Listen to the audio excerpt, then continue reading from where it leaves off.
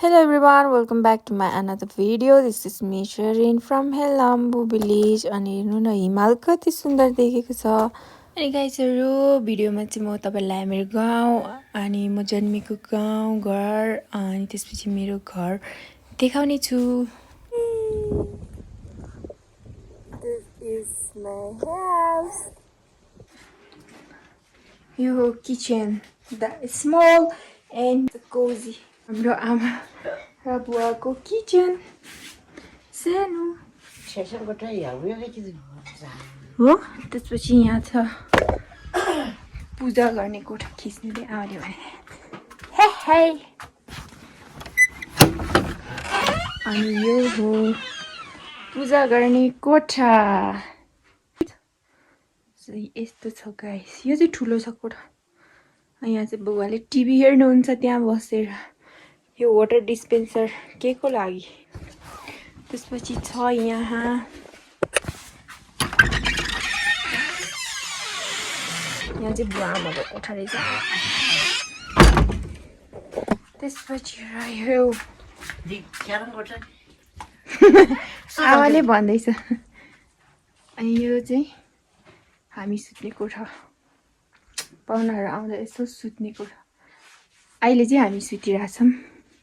Sofa पनि छ, यहाँ पनि सुत्न मिल्छ।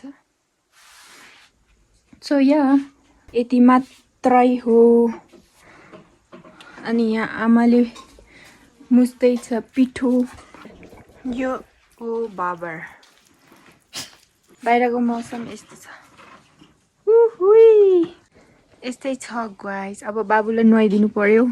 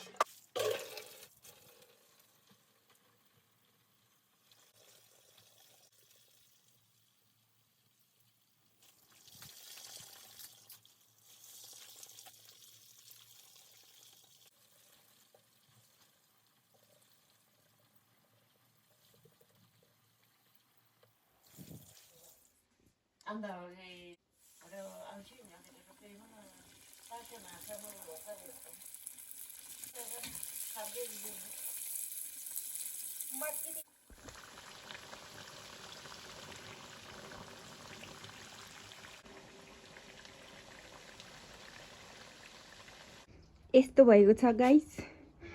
पहिलोचोटि बनाएको तर राम्रो भएछ।